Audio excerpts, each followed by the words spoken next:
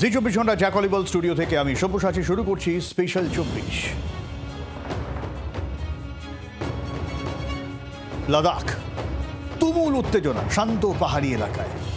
লাদাখ কেন্দ্রশাসিত অঞ্চল, লাদাখ রাজ্য হোক, ষষ্ঠ তপশিলের আওতায় আসুক, এমন দাবি অনেক দিনের। আর এই দাবিতে সেই 2023 সালে প্রথম অনশন আন্দোলনে বসেছিলেন সোনাম ওয়াংচুক, যার উপর তৈরি হয়েছিল 3 ইডিয়টসের র্যাঞ্চো ফোংসুক ওয়াংরু। 23-এর পর 24-এ ক্লাইমেট ফাস্ট, তারপর 25শে আগস্ট, তারপর এই সেপ্টেম্বর। সোনামের গান্ধীবাদী আন্দোলনের চিড়ে ভেজে নিতাই এবার আগুন জ্বালালো লাদাখের তরুণ প্রজন্ম। লে এভাবে রীতিমতো তুলকালাম, প্রবল বিক্ষোভে ফুটছে শীতল মরু রাজ্য। ভাবুন, লাদাখ একদিকে চীন, অন্যদিকে পাকিস্তান, স্ট্র্যাটেজিক্যালি কতটা গুরুত্বপূর্ণ সেই রাজ্যে যদি এরকম বিক্ষোভ হয়।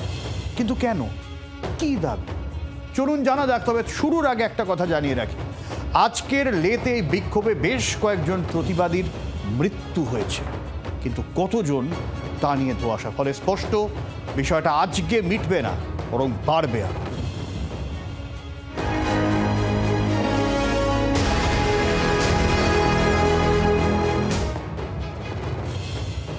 রীতিমতো ফুটছে ভারতের কোল্ড ডেজার্ট লাদাখ। পূর্ণ রাজ্যের দাবি, ষষ্ঠ তপশিলের আওতায় আসা সহ বিভিন্ন দাবিতে গত 2 সপ্তাহ ধরে অনশনে সমাজকর্মী বিজ্ঞানী সোনাম ওয়াংচুক। শান্তিপূর্ণ সে আন্দোলনের পাশাপাশি এবার তীব্র অশান্তি, আগুন, ভাঙচুর। বিজেপির একেবারে সদর দফতর, তাতেই ভাঙচুর। আগুন লাগানো হলো সিআরপিএফ এর জওয়ানের গাড়িতে।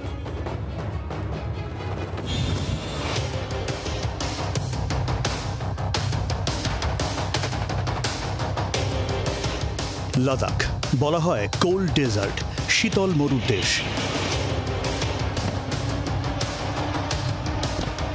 সেই লাদাখে এখন বিক্ষোভে ফুটছে। রীতিমতো তুলকালাম লাদাখের রাজধানী লেতে।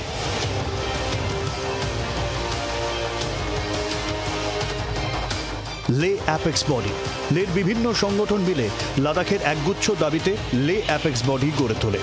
তারই ছাত্র শাখা এদিন বিক্ষোভের পথে নামে। তার আগে এদিন বন্ধের ডাক দেওয়া হয়েছিল, তারই মধ্যে মিছিল শুরু হয়। পুলিশ বাধা দিলে তুলকালাম। বিজেপি পার্টি অফিসে ভাঙচুর চলে। পার্টি অফিসের বাইরে সিআরপিএফ জওয়ানের একটি গাড়ি ছিল, আগুন লাগিয়ে দেওয়া হয় তাতে। বিক্ষোভকারীদের ছত্রভঙ্গ করতে কাঁদানে গ্যাসের শেল ফাটায় পুলিশ, লাঠিচার্জও করা হয়।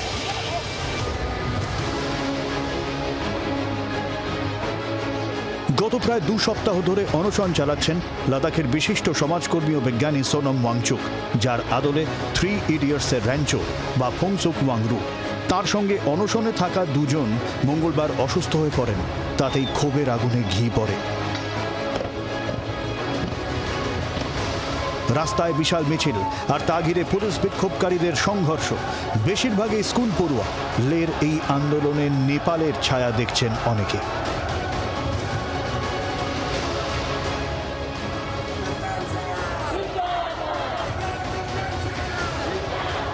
একদিকে অশান্তি, অন্যদিকে অনশনে সোনাম ওয়াংচুক।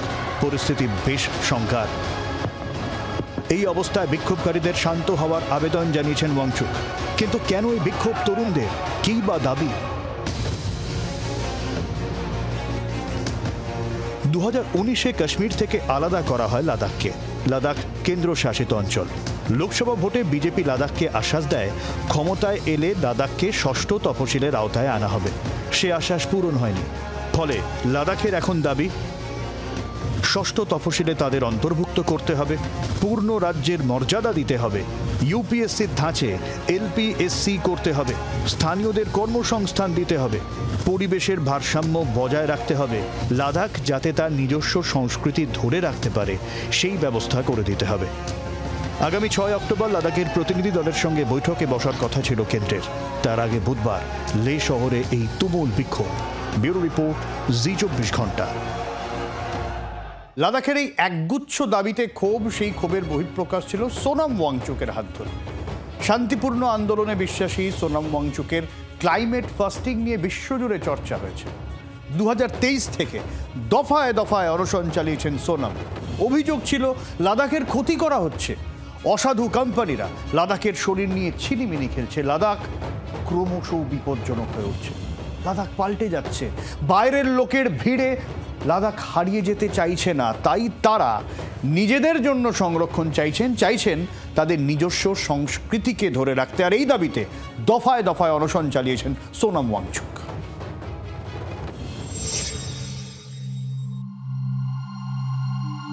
লাদাখের প্রকৃতি ধ্বংস হচ্ছে, সংস্কৃতি নষ্ট করা হচ্ছে, তাই লাদাখকে লাদাখের হাতে ছেড়ে দিতে হবে।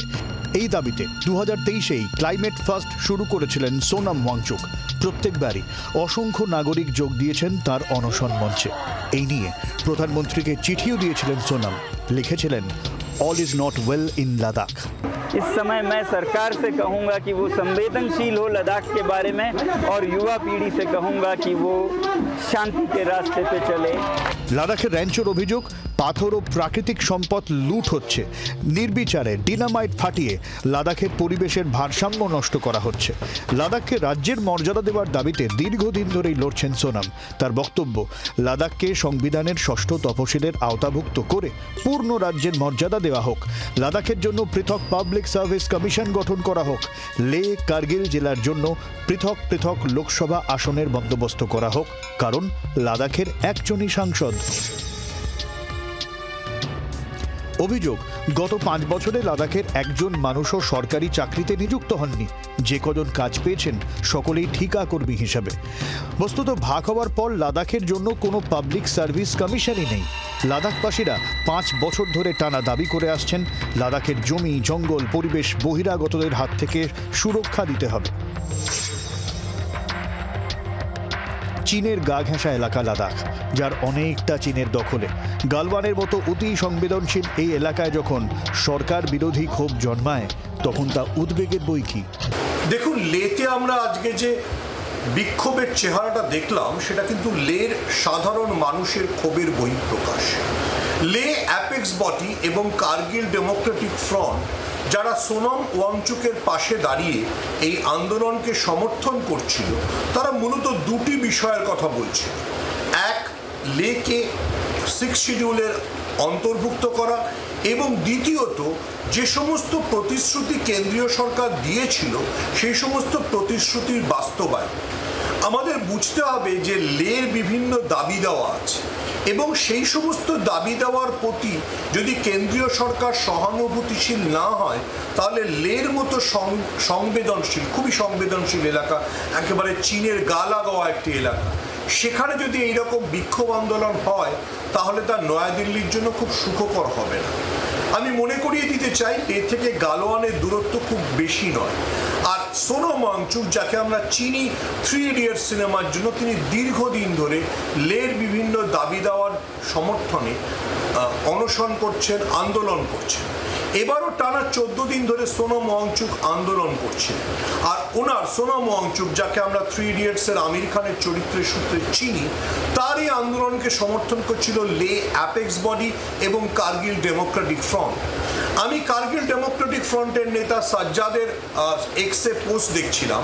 তিনি পরিষ্কারই বলেছেন, কেন্দ্রীয় সরকারকে লের প্রতি সহানুভূতিশীল হতে হবে, লের দাবিগুলোকে বুঝতে হবে। অনেকে প্রশ্ন তুলছেন, বছর দুয়েক ধরে শান্তিপূর্ণ আন্দোলনে কেন গুরুত্ব দেয়নি সরকার? বিক্ষোভের আঁচের এই বারবারন্তের দায় কি সরকার নেবে না? ব্যুরো রিপোর্ট, জি 24 ঘন্টা। তবে বিজেপির দাবি, এবার সোনাম ওয়াংচুকই বিক্ষোভকারীদের উস্কেছেন, আর তাতে ইন্ধন দিচ্ছে কংগ্রেস। বিজেপির অমিত মালভিয়া একটি ভিডিও পোস্ট করেছেন। এই ভিডিও, যেখানে তার দাবি, অস্ত্র হাতে বিক্ষোভকারীদের উস্কাচ্ছেন আপার লে ওয়ার্ডের councillor Phuntsok Tanzin Sepag. BJP party office ভাঙচুরের মূল কারিগর ইনি। দেশে নেপালের ধাঁচে অশান্তি চড়ানোর চেষ্টা চালাচ্ছেন। সোশ্যাল মিডিয়ায় অনেক বিজেপি সমর্থক তো আবার ওয়াংচুককে চীনা এজেন্ট বলে দাগিয়ে দিচ্ছেন। রাজনৈতিক চর্চা শুরু হয়েছে জোরদার। আর শুরু যেটা বললাম, আজকের বিক্ষোভে অনেকের মৃত্যু খবর আসছে। কতজন তা নিয়ে ধোঁয়াশা। লাদাখের ডিজিপির নির্দেশ, পুলিশ না বলা পর্যন্ত মৃত্যু সংখ্যা নিয়ে কোনো বিভ্রান্তি ছড়ানো যাবে না, কারণ বিজেপি দাবি করছে গোটাটাই কংগ্রেসের চক্রান্ত। যদিও সোনাম ওয়াংচুক বলছেন, কংগ্রেসের এত ক্ষমতা হয়নি যে লাদাখে এই ধরনের বিক্ষোভ আন্দোলন তারা করাতে পারে। मेरे ख्याल से कांग्रेस का ऐसा पकड़ कुछ भी नहीं है लद्दाख में कि उनके वजह से 5000 यूथ बाहर सड़क पे आ जाए। লাদাখবাসীর দীর্ঘদিনের দাবি 6th শিডিউল, সংবিধানের 6ষ্ঠ তপশিলে অন্তর্ভুক্তি। অসম, মেঘালয়, ত্রিপুরা, মিজোরামের আদিবাসী উপজাতিরা যে 6ষ্ঠ তপশিলে নিজেদের সংস্কৃতি ও ঐতিহ্য ধরে রাখে, লাদাখ সেই অধিকার চাইছে।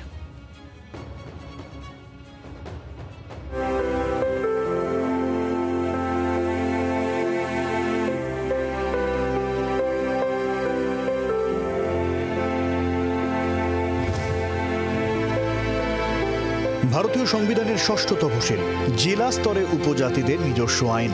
এই আইন বলে উপজাতিরা জেলা স্তরে নিজস্ব আইন কানুন বহাল রাখতে পারে। থাকে অটোনমাস ডিস্ট্রিক্ট কাউন্সিল বা এডিসি।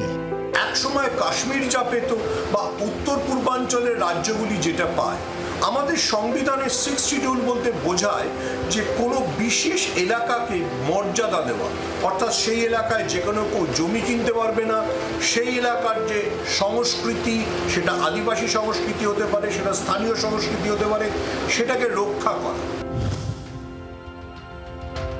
সবাইকে বুঝতে হবে যে লেতে মাটির তলায় যে সমস্ত খনিজ আছে সে সম্পর্কে লেবাসীও জানে। লের আশঙ্কা যে নরেন্দ্র মোদী বা বিজেপি সরকারের ঘনিষ্ঠ শিল্পপতিরা এই জমি কিনে বিরাট ফায়দা করবে এবং লের প্রাকৃতিক ভারসাম্য নষ্ট হয়ে যাবে। সেই জন্য সোনাম ওয়াংচুক বা অন্যরা বারবার লেকে 6th শিডিউলের অন্তর্ভুক্ত করার দাবি জানাচ্ছে। অর্থাৎ লে বা লাদাখের জমি আসলে বাইরের লোকরা কিনতে পারবে না এবং লাদাখের মাটির তলায় যে সমস্ত খনিজ পদার্থ রয়েছে সেগুলো তারা কেউ ছিনিয়ে নিয়ে যেতে পারবে না।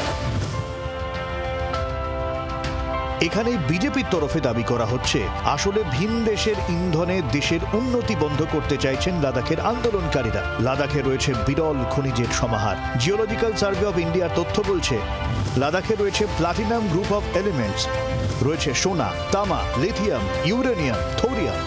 লাদাখের পুগা উপত্যকায় রয়েছে বোরাক্স।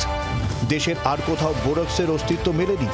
এই সব বিরল খনিজ ভারতের হাতে এলে বিদেশ নির্ভরতা কমবে, চীন নির্ভরতা কমবে। সে কারণে বিদেশি শক্তির ইন্ধনের অভিযোগ গেরুয়া শিবিরের। এছাড়াও সীমান্ত নিরাপত্তাও চর্চায়। রাজনীতির কারবারিদের একাংশ পাল্টা প্রশ্ন তুলছেন, বিজেপি ক্ষমতায় আসার আগে লাদাখকে 6ষ্ঠ তপশিলে আনার প্রতিশ্রুতি দিয়েছিল। ক্ষমতায় আসার পর সেই দাবি ভুলে গেলে বিক্ষোভ কি অন্যায্য? ব্যুরো রিপোর্ট, জি 24 ঘন্টা।